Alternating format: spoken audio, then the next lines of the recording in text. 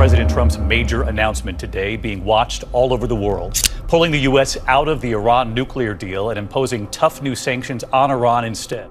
Under the Iran nuclear deal, Iran agreed to shut down its production of weapons-grade uranium and allowed regular inspections by the International Atomic Energy Agency, which says Iran has stuck by its side of the deal. Hassan Rouhani announcing he has ordered Iran scientists to prepare to start enriching uranium again if necessary.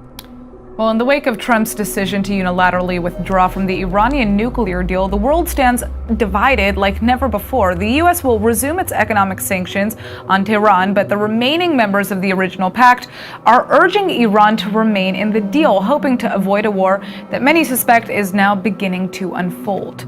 This is already a volatile region, and in a reminder today, Israel fired missiles into Syria.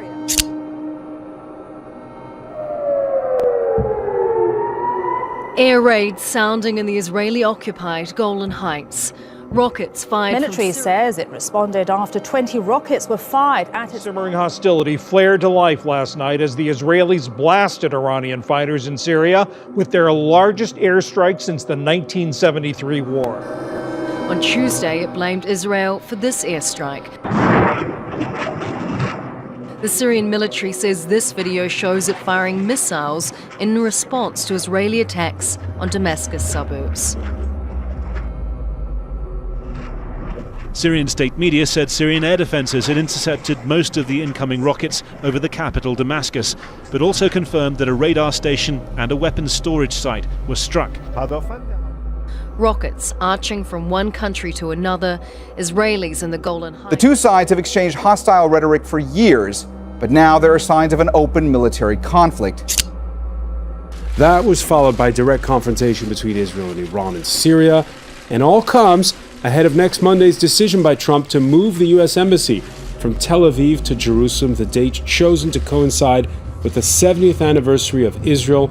In the build-up, we've witnessed another Friday of protest at Israel's border with Gaza, which brings us to the essential question. With all that's going on, can Israel afford to stick with the status quo when it comes to the Palestinians? A status quo that hasn't budged since the Oslo Accords. That was a quarter century ago. Bigger next week, the 70th anniversary of the founding of the State of Israel, when the U.S. will move its embassy to Jerusalem. That's been condemned by Palestinians who hope that East Jerusalem will one day be their capital. As Israelis and Palestinians both claim it as their capital. Well, they also have a claim on Jerusalem. Of course, the basic problem is that Jews and Palestinians are, in fact, living with rival claims for the entire territory, what the British used to call Palestine, from the Mediterranean all the way to the Jordan River. So Israel was founded exactly 70 years ago. But first, on May 14th, Israel will mark the 70th anniversary of its independence. The next day, Palestinians will mark Nakba Day, which means catastrophe in Arabic, and commemorates the expulsion of over 700,000 Palestinians from their homes.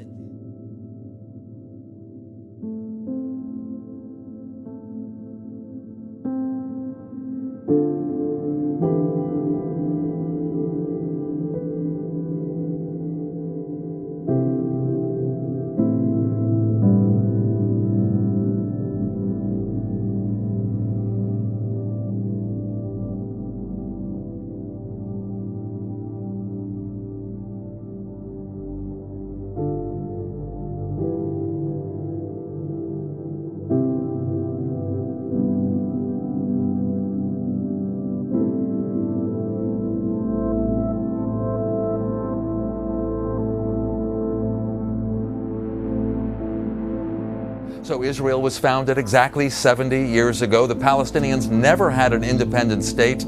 Egypt held the Gaza Strip. Jordan had the West Bank and East Jerusalem. Israel got out of the Gaza Strip, by the way, in 2005, and says the only result was violence, as Palestinians have been angry. They felt ignored. And now President Trump decides to move the U.S. Embassy to Jerusalem and declare that Jerusalem is Israel's capital. The Palestinians say, what about us? What about our legitimate claim? May 14th, 1948, the British mandate in Palestine is about to expire. David Ben-Gurion proclaims the birth of the State of Israel. The next day, the 5 neighboring Arab countries declare war.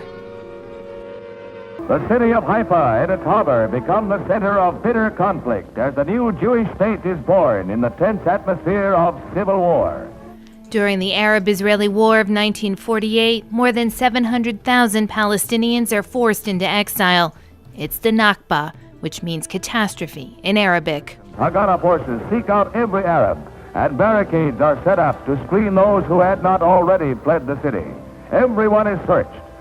The Haganah, a paramilitary organization, forms the core of Israeli forces and is responsible for expelling Palestinians. Their lands and houses are seized. Most flee to Gaza, Jordan, Lebanon, or Syria. On December 11, 1948, the United Nations adopts a resolution for the right of return for these Palestinian refugees, but Israel has never given its permission. 70 years later, Ibrahim Mahmoud still lives in the Jalazon camp north of Ramallah.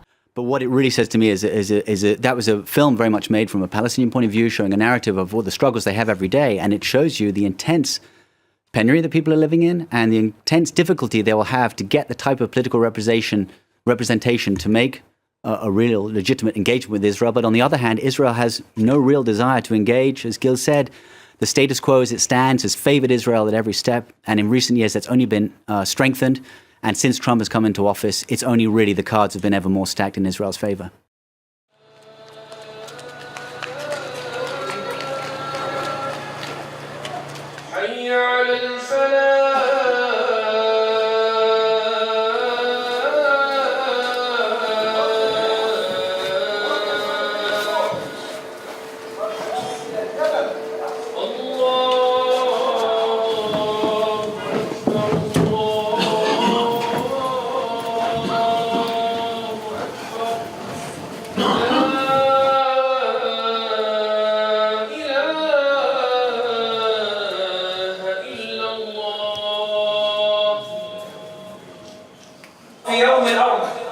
الأرض إلى أين؟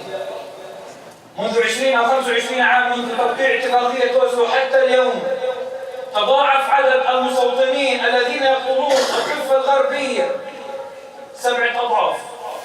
لا يمكن أن يكون هناك قيام لكيان فلسطيني متماسك الأطراف أو متواصل جغرافيا. هذا يعني زمان الكيان. الآن الأمور أحبابنا كتل استقامية سرطانية حقيقة. ماذا تفعل؟ تقسم المدن الفلسطينية، تقسم شمال الضفة على الجنوب، الضفة على الوسط، الضفة الغربية. كيف نخلي الناس تثبت في أرضها؟ مجرد وجودك في هذه الأرض، مجرد وجودك، ذهابك إلى جامعتك، إلى مدرستك، إلى عملك، إلى متجرك، هو في هذه المرحلة يعني إنجاز كبير. بسم الله الرحمن الرحيم.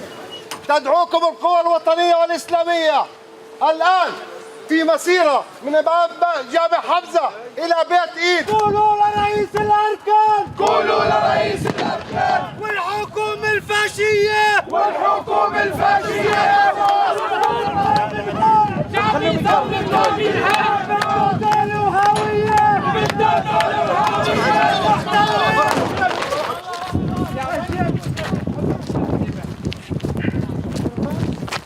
ما حدا يرجع، ما حدا يرجع، مش مكسرين. مش راح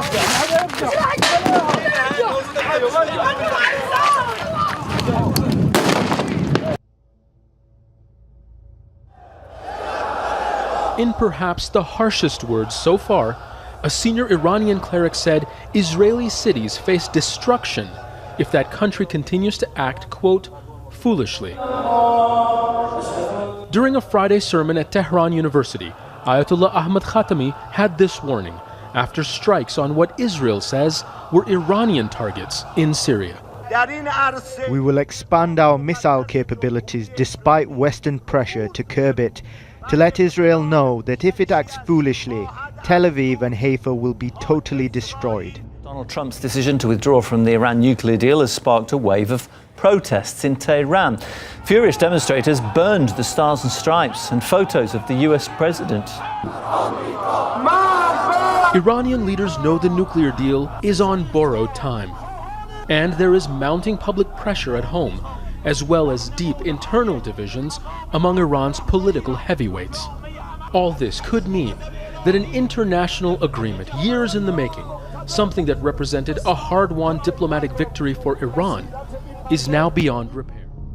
And so for several years now, Iran's been building up its forces inside Syria because of this civil war in Syria since 2011. So Iran has its bases there. They have people helping President Assad's government in Syria. Israel kept warning, don't get close to the border, don't build up so much. And finally, it's erupted.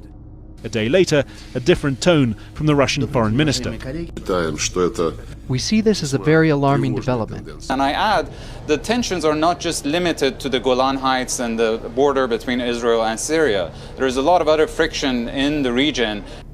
Cockpit video from Israeli warplanes as they carried out the largest and most prolonged airstrike in Syria since the start of its civil war. Israel says it hit dozens of Iranian military targets, as well as 5 Syrian anti-aircraft installations. Including in Yemen, and the Saudis also seem to be moving in a direction of escalating by trying to take over the port of Hodeidah, which could also have a similar escalation and could easily spiral out of control there as well. There was even a similar protest inside the country's parliament itself. MPs burned the US flag right there in the chamber with vocal support from fellow lawmakers. Conservative lawmakers this morning burned a paper US flag in the parliament and chanted the familiar "Death to America." The European Union is determined to preserve it. We expect the rest of the international community to continue to do its part to guarantee that it continues to be fully implemented for the sake of our own collective security. Together with the rest of the international community, we will preserve this nuclear deal. Well, besides Trump, one of those most in favour of scrapping the nuclear agreement has been the Israeli Prime Minister Benjamin Netanyahu, as we heard earlier, is currently in Moscow. Tell the story of an overnight Mideast confrontation. The confrontation between Iran and Israel now threatening to expand. Israel's defense minister warned Iran any aggression will be met with overwhelming force. If we get rain, they will get a flood, he said.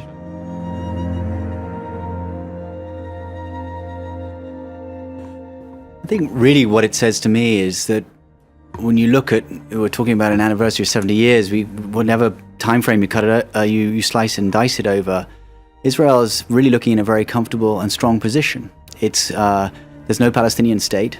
It controls 60% of the West Bank. That Area C you talk about is about 60% of the territory of the West Bank. The Palestinians' economy is extremely dependent, well, it struggles anyway, but I mean, around almost 100,000 Palestinians try to leave the West Bank to enter Israel each day to work, and that's what we saw at the beginning of that film. By the way, the Trump administration says we're not saying anything about that. Please enter negotiations. Maybe Jerusalem can be capital of 2 independent states.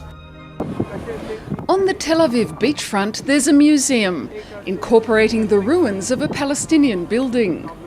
The dedication says, "In memory of the liberators of the city." Eitan Bronstein works for an NGO which helps Israelis to learn Palestinian history. Bonjour. Instead of saying that they're conquered, they liberated Jaffa. So they liberated, of course, from the Arabs, like they took it from the Arabs, and now they liberate it for the Jews. He claims this rewrites history. The right of return is one of the main Palestinian demands, but it's unacceptable to most Israelis. In the Centre for the Heritage of the Jews of Egypt, Bronstein meets Shmuel Trigano. He makes the point that Jews living in Arab countries were also expelled from there. Here, for instance, we have a scale model of the Ben Ezra synagogue in Cairo. On the issue of the right of return, the tone gets heated. The fact that there have been Palestinian refugees, nobody questions that. But do they remain refugees from father to son? I don't think so. For me, it's a weird argument because, in fact, the ones that keep the refugee situation of the Palestinians is Israel. Israel is not allowing them to return. Israel expelled them in the because they want to destruct it. They want to destruct Israel, the state of Israel. That's the question. No. They want to return hear home. what the Hamas is saying. No. They want to return home. They want to return home. According to the United Nations, there are more than 4 million Palestinians eligible to return. That worries Shmuel Trigano. It would be a radical demographic change that would transform the state of Israel's very nature. There are no examples of democracy within the Arabo-Muslim world. The simple observation of the political situations in Israel's neighboring countries is enough for us to reject that idea. This would be a national suicide. It's a good example for the impossibility of any future of peace between Israelis and Palestinians. The two men part in deep disagreement.